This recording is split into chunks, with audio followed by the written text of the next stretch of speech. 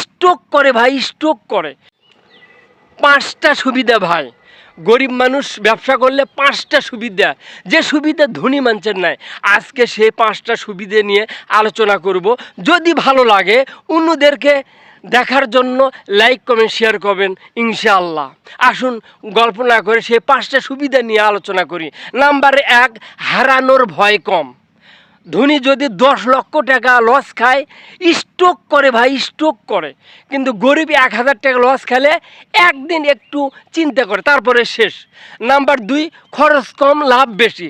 ধনীরা মাসে 50,000 টাকা ঘর ভাড়া দেয় এবং 5 জন কর্মচারী, সুতরাং 100 টাকা বিক্রি করলে অনলি 10 টাকা লাভ। আর গরিব ফুটপাতে ব্যবসা করে, কর্মচারী নাই, ঘর ভাড়া নাই, 100 টাকা বিক্রি করলে 40 টাকায় লাভ। 3 নম্বর, কাস্টমারের কষ্ট বোঝে। ধনীরা এসির মধ্যে থাকে, গরিবের কষ্ট বোঝে না। কিন্তু গরিবরা কি করে, মানে এই কাস্টমারের কষ্ট বোঝে, যার কারণে বেশি বিক্রি হয়। নাম্বার 3, দ্রুত সিদ্ধান্ত।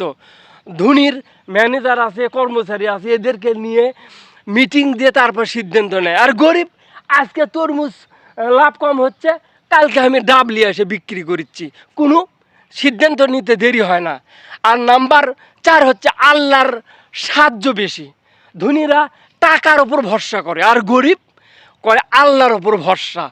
যার আল্লাহ আছে তাকে ঠকায় কে ভাই? যদি ভালো লাগে অবশ্যই লাইক কমেন্ট করবেন ইনশাআল্লাহ।